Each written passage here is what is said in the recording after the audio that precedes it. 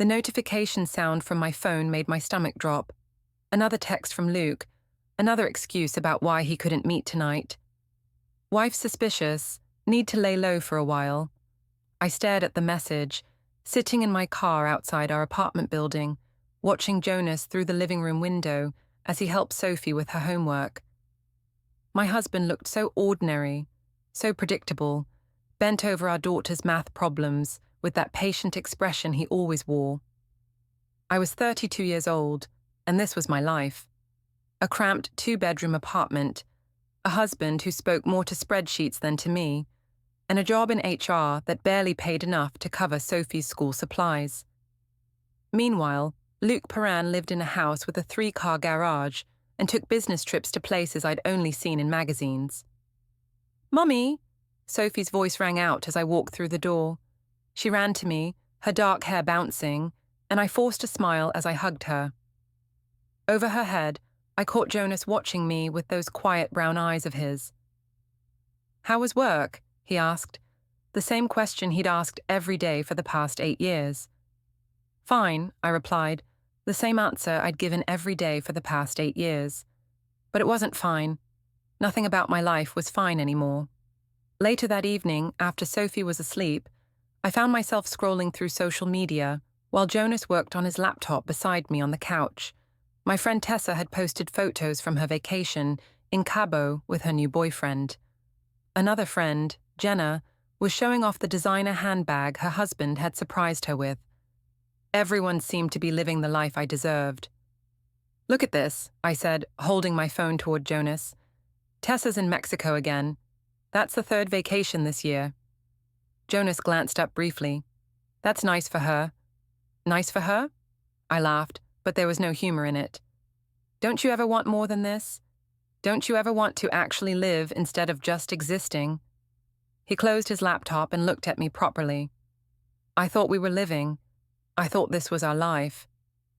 "This isn't living, Jonas. This is surviving. When was the last time we went anywhere? When was the last time you surprised me with anything?" "I surprised you with coffee this morning," he said quietly. "Gas station coffee doesn't count." The words came out harsher than I'd intended, but I didn't take them back. I'm talking about real surprises, real romance, real passion. Jonas was quiet for a long moment. "I work hard to provide for us, Isola. I thought that mattered. Providing isn't the same as living." I turned back to my phone, dismissing him. Some of us want more than just the basics. I didn't see him watching me as I typed a message to Luke. "Miss you. This is so hard."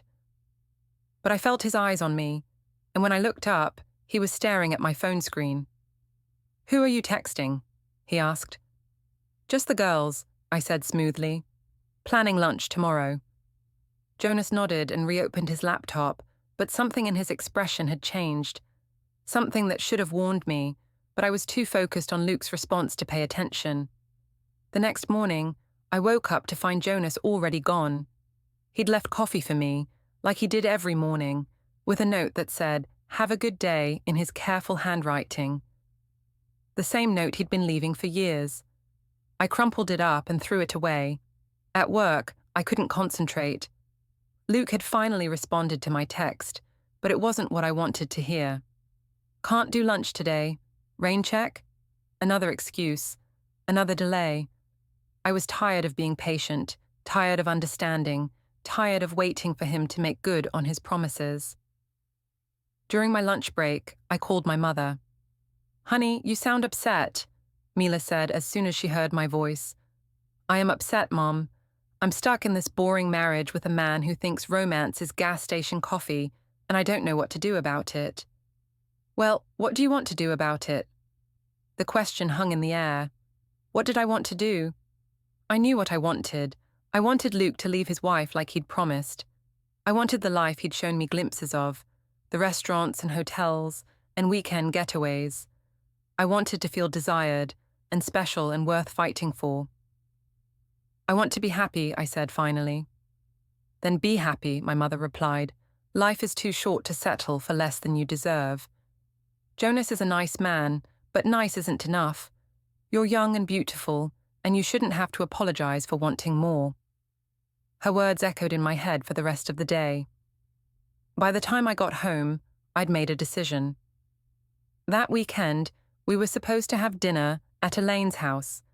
Jonas's mother had invited both our families to celebrate Kyle's promotion at work. I spent extra time getting ready, choosing a dress that Luke had complimented, styling my hair the way he liked it. "You look nice," Jonas said when I came out of the bedroom. "Thank you," I replied, but I wasn't really listening. I was thinking about the photo I'd post later, the one that would show everyone, including Luke, what he was missing. At dinner, the conversation flowed around me. Kyle talked about his new position, Elaine fussed over Sophie, and my mother dominated the discussion with stories about her book club. Jonas sat quietly beside me, occasionally contributing to the conversation, but mostly just listening. "Jonas, you're awfully quiet tonight," my mother observed. "Cat got your tongue?" "Just tired," he replied. "Long week." "It's always a long week with you," I said with a laugh. "Jonas lives for his spreadsheets. Sometimes I think he loves them more than he loves us." The table went quiet. Sophie looked up from her coloring book, and Elaine's smile faltered. "I'm sure that's not true," Elaine said carefully. "Oh, I'm just teasing," I said, but I wasn't really. "Jonas knows I'm right. He'd rather spend time with numbers than with people. Isn't that right, honey?" Jonas looked at me for a long moment. "I spend time with the people who matter to me." "When you're not working," I countered, "which is never." "Isola," Kyle said quietly, "maybe we should—" "It's fine," I interrupted. "Jonas doesn't mind when I tease him. He knows it's all in good fun. Besides, someone has to keep him humble." I pulled out my phone and snapped a photo of myself, making sure to capture my best angle. "Perfect lighting in here, Elaine. Your dining room is so photogenic." As I typed a caption about family dinner and grateful for the good times, I felt energized by the attention, by the way everyone was looking at me. Even if it wasn't the attention I really wanted, it was something. But when I glanced up, Jonas was watching me with an expression I'd never seen before. Not hurt, not angry, but something else entirely. Something calculating. After dinner, as we were getting ready to leave, Jonas asked if he could use my phone to check directions. "Why?" "You know the way home," I said. "I want to check traffic," he replied.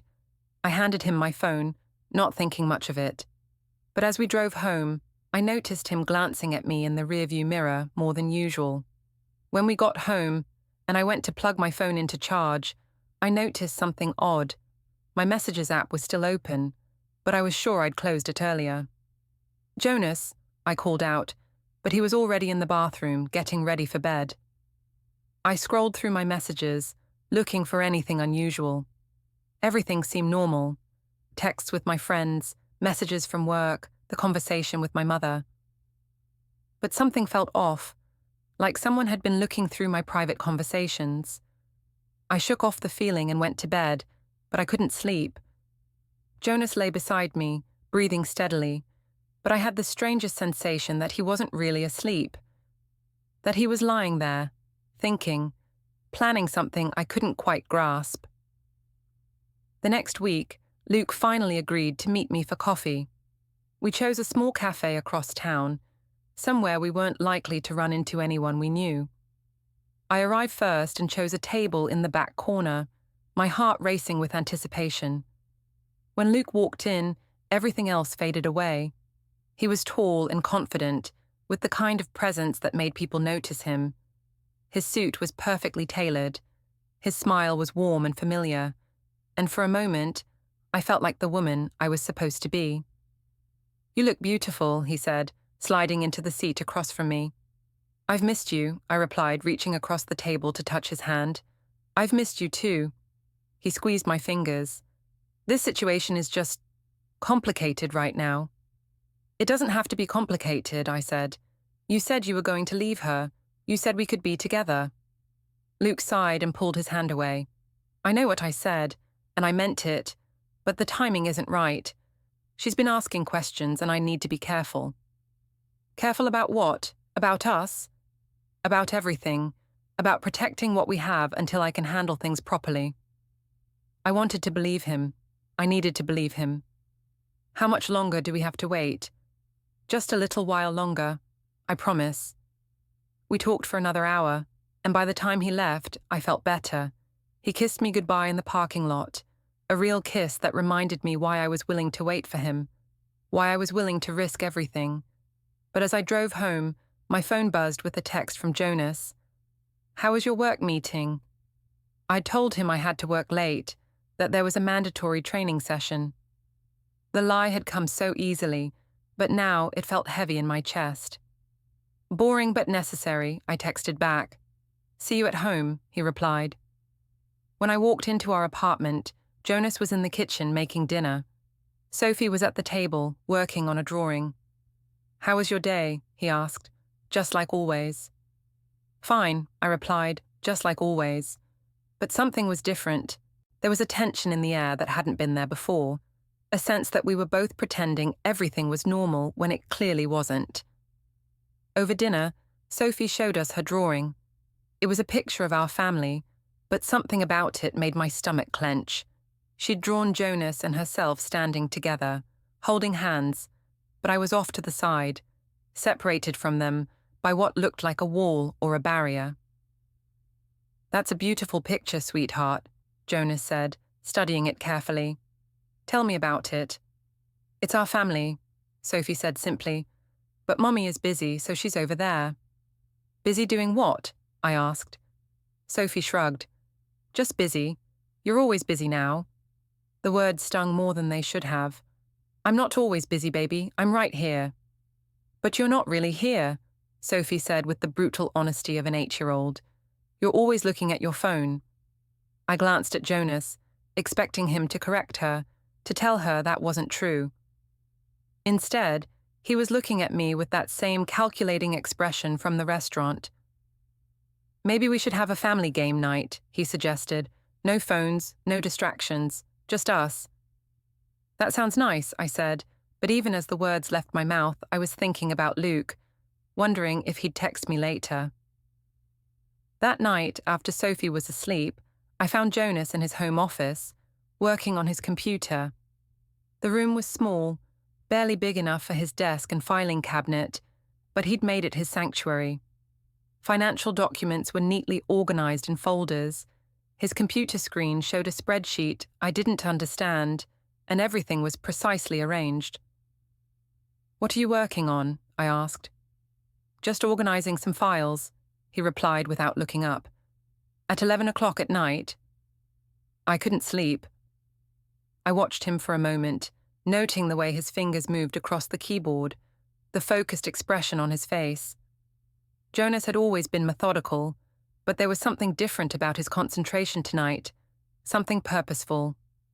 "Jonas," I said, "are we okay?" He stopped typing and looked at me. "Are we?" The question hung between us, heavy with implications I wasn't ready to face. "I think we're going through a rough patch," I said carefully. "All couples do." "Is that what you think this is? A rough patch?" "What else would it be?" Jonas saved his work and closed the laptop. "I think we should go to bed." But as I lay there beside him, I couldn't shake the feeling that something was shifting, that the ground beneath my feet was becoming unstable.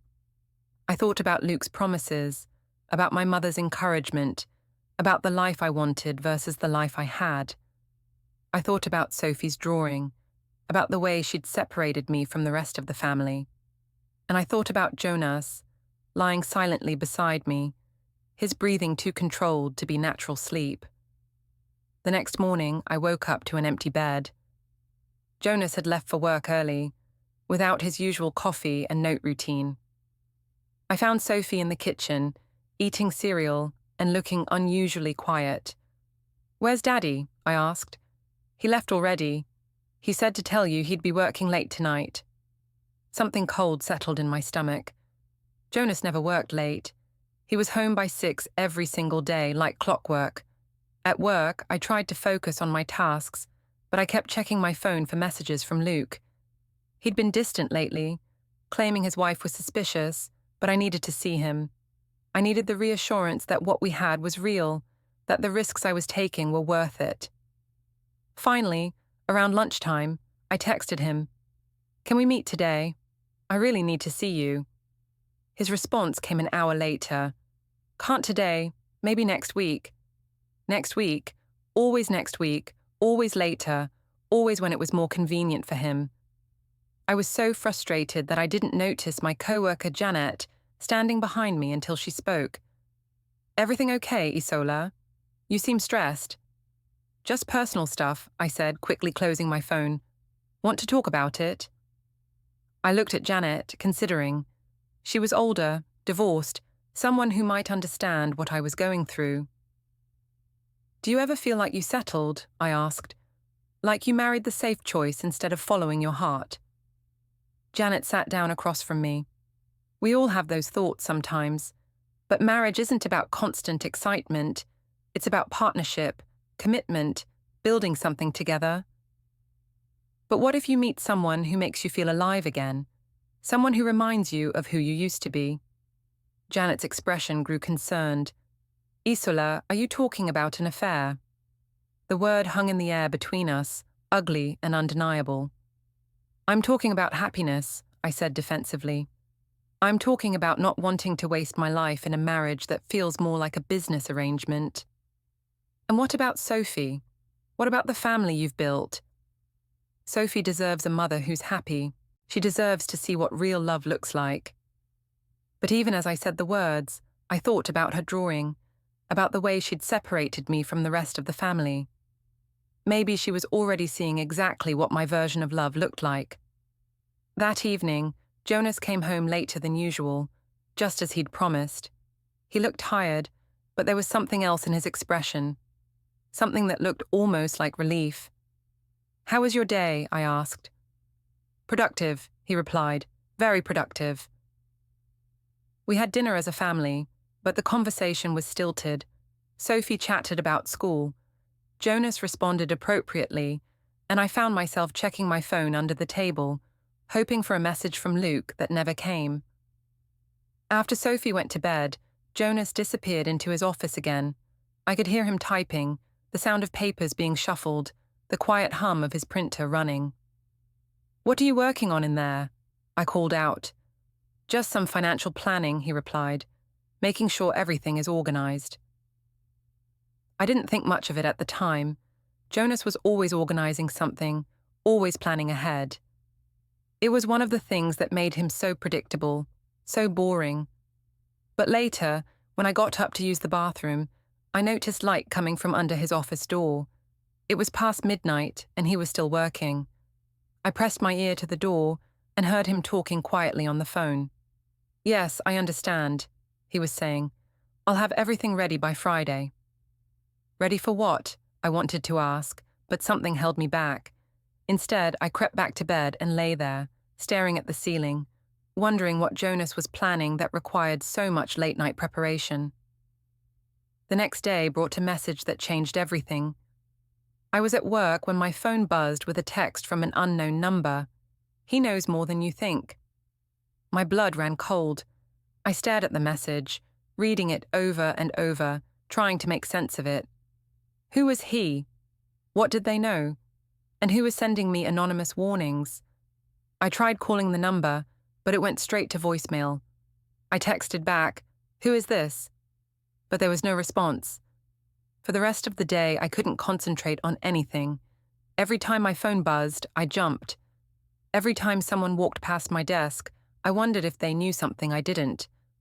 When I got home that evening, Jonas was in the kitchen with Sophie, helping her with a school project.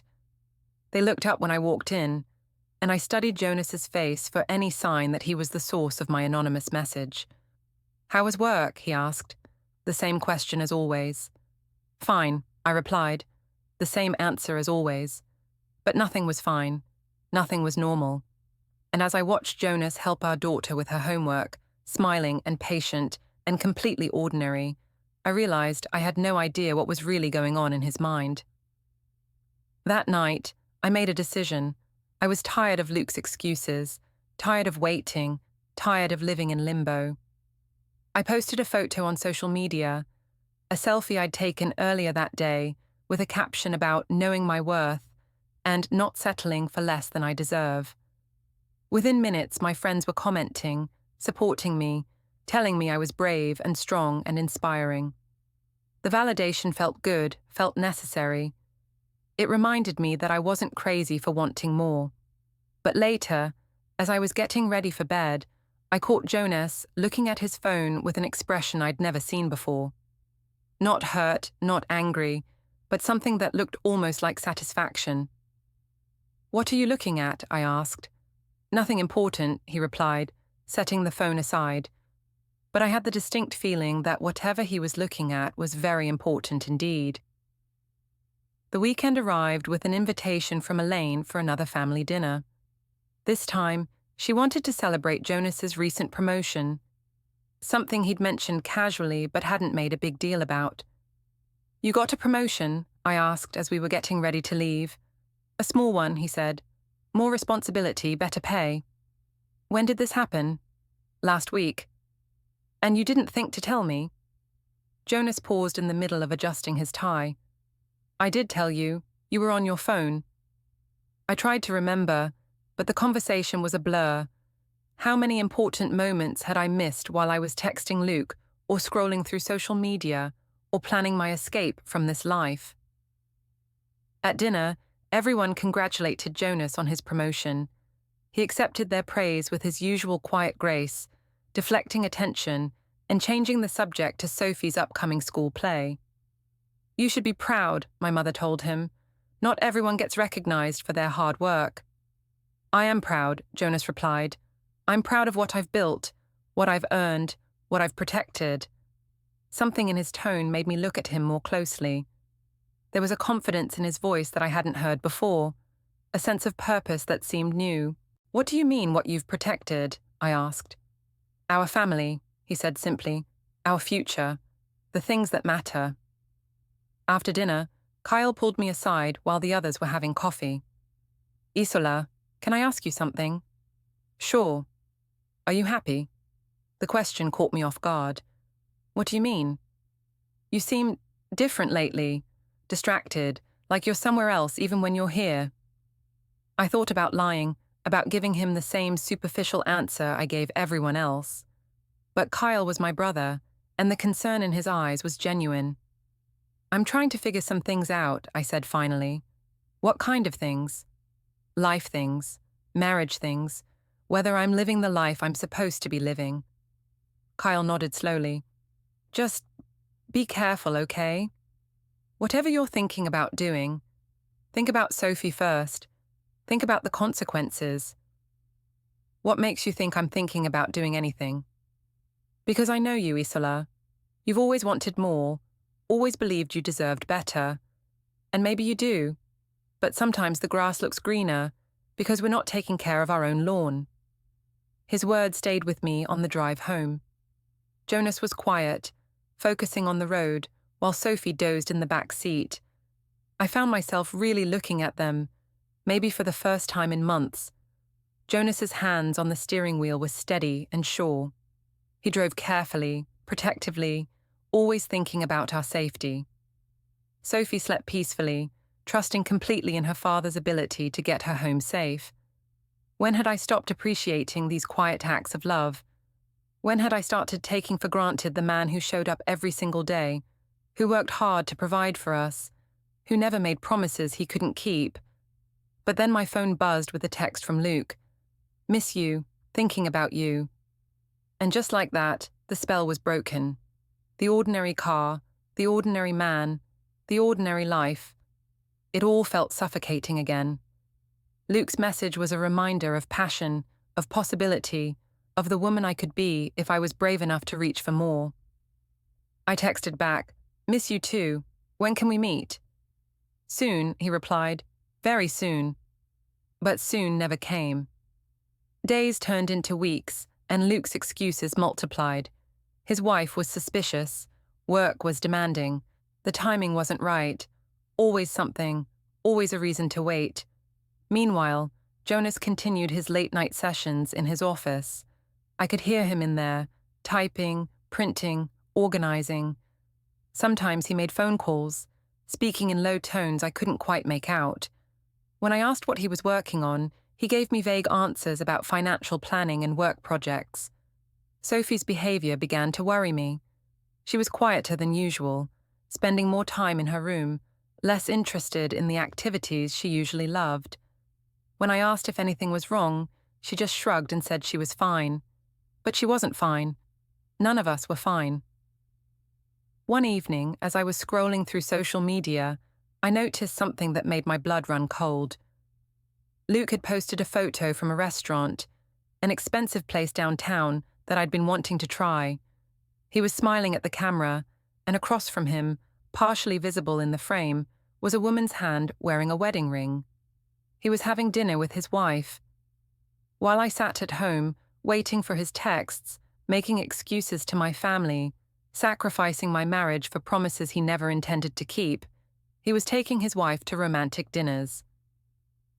I stared at the photo for a long time, feeling something break inside me. All the waiting, all the lies, all the damage I'd done to my relationship with Jonas and Sophie. For what? For a man who had never been serious about leaving his comfortable life. I was about to put my phone away when I noticed something else. Jonas was standing in the doorway, watching me. Not with hurt or anger, but with something that looked almost like pity. "How long have you been standing there?" I asked. "Long enough," he replied. "Long enough for what?" "Long enough to see your face when you realize the truth." The words hit me like a physical blow. "What truth?" "The truth about Luke. The truth about what he's been telling you versus what he's been doing. The truth about how long this has been going on." My hands were shaking. "I don't know what you're talking about." "Yes, you do." Jonas came into the room and sat down across from me. "You know exactly what I'm talking about. The question is, what are you going to do about it?" I looked at my husband, really looked at him, and saw something I hadn't noticed before. The quiet strength in his posture, the calm certainty in his eyes, the sense that he was in complete control of the situation. "Jonas," I said carefully, "what's going on?" "What's going on is that I've been watching my wife have an affair for the past 3 months. What's going on is that I've been documenting every lie, every secret meeting, every text message. What's going on is that I've been preparing for the inevitable end of our marriage while you've been living in a fantasy." The room spun around me. "You've been spying on me." "I've been protecting myself and my daughter. There's a difference." "Your daughter. Sophie is my daughter too." "Is she? Because from where I sit, it looks like you've been so busy chasing after another man that you've forgotten you have a family." The accusation stung because it was true. When was the last time I'd really focused on Sophie? When was the last time I'd been present for her? Really present without thinking about Luke or my phone or my own dissatisfaction. "I never meant for this to happen," I said weakly, "but it did happen, and now we have to deal with the consequences." "What consequences?" Jonas stood up and walked to his office. When he came back, he was carrying a folder. "These consequences," he said, setting the folder on the coffee table between us. Inside were printouts of text messages, screenshots of social media posts, bank statements showing unusual spending patterns, work timesheets that contradicted my claims about working late. Everything was organized, labeled, dated. It was a complete record of my affair, presented with the same methodical precision that Jonas brought to everything else in his life. "Why?" I whispered. "Because I loved you. Because I wanted to believe you would come to your senses and choose our family. Because I hoped that if I gave you enough time, you would realize what you were throwing away. And now? Now I know better." The folder contained one more document, a petition for divorce and full custody of Sophie. It was already filled out, already signed by Jonas, waiting only for my signature and a filing date. "You can't take Sophie away from me," I said, panic rising in my chest. "I'm not taking her away. You're giving her up. Every time you chose Luke over your family, every time you lied to her about where you were going, every time you ignored her because you were texting him, You were making that choice. She's my daughter. Then act like her mother. Put her first. Stop thinking about what you want and start thinking about what she needs.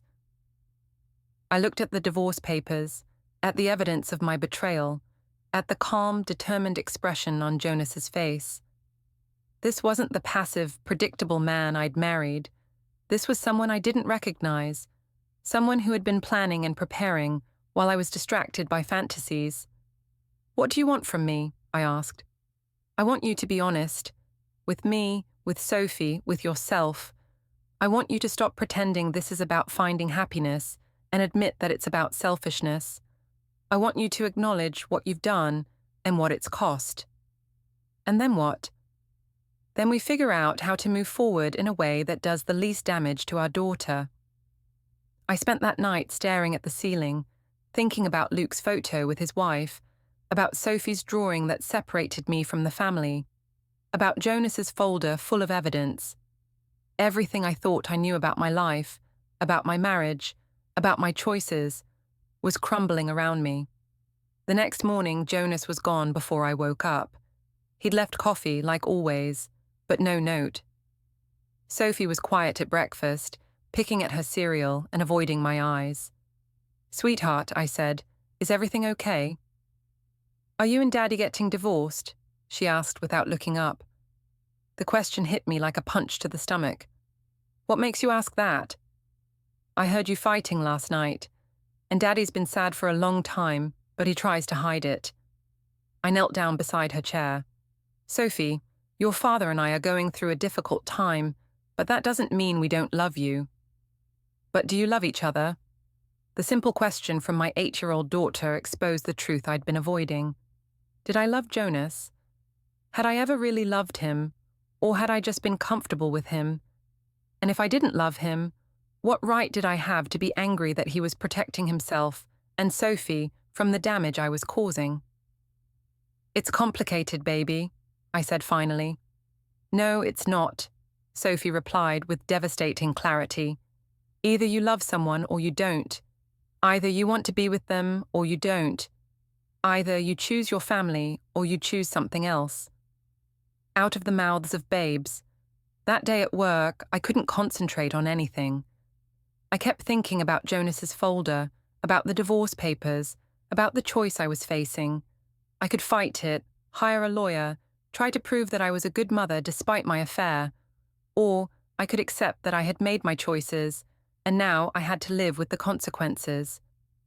At lunch, I finally got the text I'd been waiting for from Luke. "Can you meet me tonight? I have something important to tell you." For the first time in months, I didn't feel excited about hearing from him.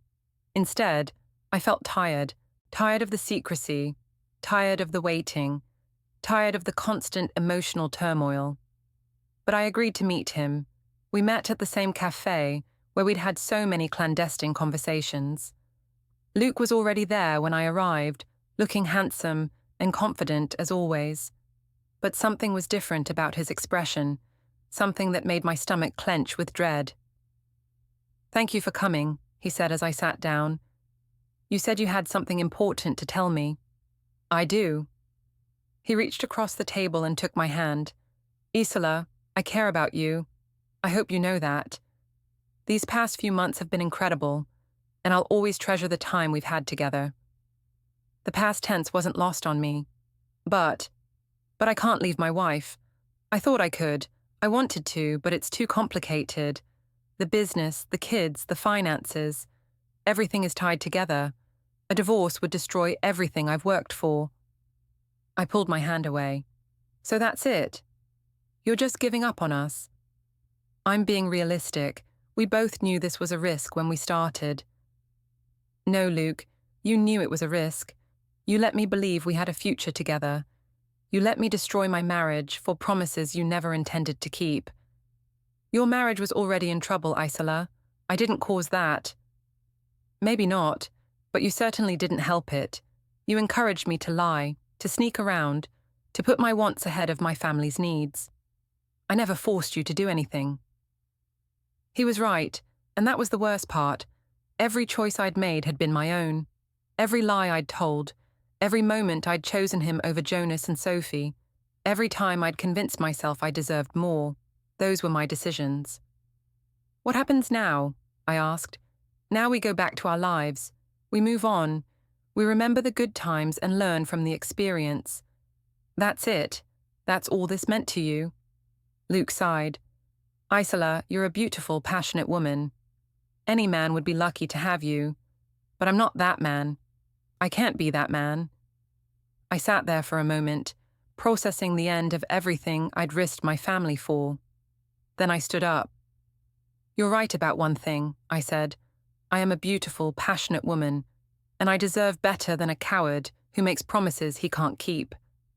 I walked out of the cafe and drove home, feeling strangely empty. The affair was over, but the damage was done. Jonas knew everything, Sophie was suffering, and I had no one to blame but myself. When I got home, Jonas was in the kitchen, making dinner. Sophie was at the table, working on homework. It was such a normal scene, such an ordinary family moment, that it broke my heart. We need to talk, I said to Jonas. He looked at me for a long moment, then nodded. Sophie, can you go play in your room for a while? Your mom and I need to have a grown-up conversation. Sophie gathered her things and left, but not before giving us both a worried look. When we were alone, I sat down across from Jonas at the kitchen table, where we'd shared so many meals, so many conversations, so many ordinary moments that I'd taken for granted. It's over, I said. The affair. It's over. I know, Jonas replied. I saw his social media posts, dinner with his wife, family vacation plans, business meetings. He never had any intention of leaving her, did he? No, he didn't. And now you know what I've known all along, that you threw away 8 years of marriage for a fantasy. The words stung, but I couldn't argue with them. What happens now? Jonas pulled out the folder again, the one with all the evidence of my betrayal. Now you have a choice. You can sign the divorce papers, and we can try to work out a custody arrangement that's best for Sophie. Or you can fight it, and all of this becomes public record. Public record? Divorce proceedings are public, Isola. The text messages, the lies, the affair, it all comes out. Your co-workers will know, Sophie's teachers will know, everyone in our families will know exactly what happened and why. I thought about my mother, who had encouraged me to pursue my happiness. I thought about my friends, who had cheered me on and mocked Jonas. I thought about my co-workers, who would see me differently if they knew the truth. And if I sign, then we keep it quiet. We tell people we grew apart, that we wanted different things. Sophie gets to keep some of her innocence, and you get to keep some of your dignity. It wasn't really a choice at all. I want to see Sophie, I said. I want to explain. What will you explain? That you chose another man over her, that you lied to her for months, that you were willing to break up our family for someone who didn't even want you. Each word was a knife, cutting deeper because it was true. She's my daughter, Jonas. Whatever I've done, she's still my daughter. Then prove it. Sign the papers, move out quietly, and let her adjust to this new reality without any more drama. Show her that you can put her needs first, even if it's too late to save our marriage. I looked around the kitchen, at the home we'd built together, at the life I'd been so eager to escape. It wasn't glamorous or exciting, but it was real. It was stable. It was built on love and commitment and daily choices to show up for each other. And I had thrown it all away for a man who had never intended to show up for me. Where will I go? I asked. I don't know. That's not my problem anymore. The coldness in his voice was devastating, but I deserved it. I deserved all of it. Can I say goodbye to Sophie? You can tell her you're moving out. You can tell her it's not her fault. You can tell her you love her. But I won't let you make promises you can't keep, and I won't let you blame anyone else for this situation. I nodded, tears finally coming. Jonas, I'm sorry. I know it doesn't matter now, but I'm sorry. I'm sorry too, he said quietly. I'm sorry that 8 years of marriage wasn't enough to make you happy. I'm sorry that I wasn't enough to make you want to stay. I'm sorry that Sophie has to go through this because her mother couldn't appreciate what she had. The conversation with Sophie was the hardest thing I'd ever done. She cried, asked if it was her fault, begged me to stay. I held her and tried to explain that sometimes grown-ups make mistakes that can't be fixed, that love doesn't always mean staying together, that she would always be the most important thing in my life, even if I hadn't always acted like it. "Will I still see you?" she asked through her tears. "Yes, baby. We'll figure out a way for you to spend time with me, but you're going to live with Daddy because he can take better care of you right now. I don't understand why you have to leave. I know you don't, and I hope someday you'll forgive me for making choices that hurt our family." That night, I packed a suitcase with enough clothes for a few days. I would come back for the rest of my things later, when Sophie wasn't there to watch me dismantle the only home she'd ever known. As I was leaving, Jonas stopped me at the door. "For what it's worth," he said, "I did love you. I loved the woman I married, the woman who was excited about building a life together, the woman who put family first. I don't know what happened to her, but I loved her very much." "She got lost," I whispered. "She got confused about what mattered." "Yeah," Jonas agreed. "She did."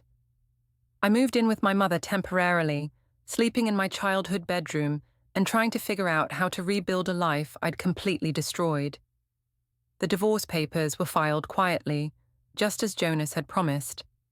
We told people we'd grown apart, that we wanted different things, that it was an amicable separation. But I knew the truth, and more importantly, so did Jonas. The custody arrangement gave me every other weekend with Sophie, plus one evening a week for dinner. It wasn't enough, would never be enough, but it was more than I deserved, given what I'd done. Luke never contacted me again. I saw him occasionally around town, always with his wife, always looking like the perfect family man. He never acknowledged me, never showed any sign that we'd ever meant anything to each other. It was as if our entire relationship had been erased from his memory, but I couldn't erase it from mine. Every day, I lived with the consequences of choosing a fantasy over reality, of believing I deserved more instead of appreciating what I had. Jonas was awarded the house, full custody, and most of our assets. The court found that my affair and abandonment of family responsibilities constituted grounds for the unequal distribution. I didn't fight it. I couldn't fight it. Every piece of evidence in Jonas's folder supported his case. My friends, the ones who had encouraged me and mocked Jonas, slowly disappeared from my life. It was easy to cheer someone on when they were having an exciting affair, but less fun to deal with the messy aftermath of a destroyed family. My mother, who had told me I deserved to be happy, seemed confused by how unhappy the pursuit of happiness had made me. She offered support, but there was a distance between us now, a recognition that her advice had contributed to the destruction of my marriage. Only Kyle remained consistently supportive, helping me find an apartment, listening when I needed to talk, never judging, even though I could see the disappointment in his eyes. "Do you regret it?" he asked one day, as he helped me move into my new place. "Every day," I replied, "every single day." "What do you regret most?" I thought about it for a long time. I regret not appreciating Jonas while I had him. I regret putting my wants ahead of Sophie's needs. I regret believing that excitement was more important than commitment. I regret throwing away something real for something that was never real at all. And if you could do it over? The family court building felt cold and sterile, its corridors echoing with the footsteps of broken lives. I sat outside courtroom 3B, hands trembling as I reviewed notes for the 100th time. Patricia leaned close. "Be honest. Be remorseful. Don't justify." Across the hall, Adrian sat composed in the navy suit from our wedding, his attorney Robert Chen beside him, calm, relentless. The bailiff called us in. Judge Hoffman presided, silver hair severe, eyes sharp. Adrian's team presented first. The video played on a large screen. Me, intoxicated, grinding against strangers, kissing another man while my ring glinted under strobe lights. Witness statements followed, co-workers on my flirting, teachers on Issa's anxiety, friends on my denial. Your Honor, Chen said, this demonstrates a pattern of poor judgment and neglect of parental duties. When I testified, I tried to own it. I drank too much. I danced inappropriately. I kissed someone who wasn't my husband. I regret the consequences. Judge Hoffman leaned forward. Do you believe your behavior was appropriate for a married mother? The question pierced. That night I'd felt desired, free, alive. I couldn't fully condemn it. I understand why I did it, I said carefully. Everyone deserves to feel attractive sometimes. Silence. Patricia closed her eyes. Adrian's face hardened. Judge Hoffman's voice was measured. Your refusal to take full responsibility concerns me. Your daughter needs stability and accountability. I award primary physical custody to Mr. Price, with supervised visitation, pending counseling and demonstrated growth. The gavel fell. I sat stunned as Adrian left without looking back. Patricia gathered her files. You had to justify it. That's what cost you. Outside, I collapsed on the steps, papers heavy in my lap. I'd lost Issa not for one reckless night, but for refusing to call it wrong. I'd chosen pride over remorse, ego over my daughter. My phone buzzed. Sabine. How did it go? I typed. I lost her. Then deleted it. There was nothing left to say. I'd wanted to feel seen. Instead, I'd made myself invisible to the only person who truly mattered.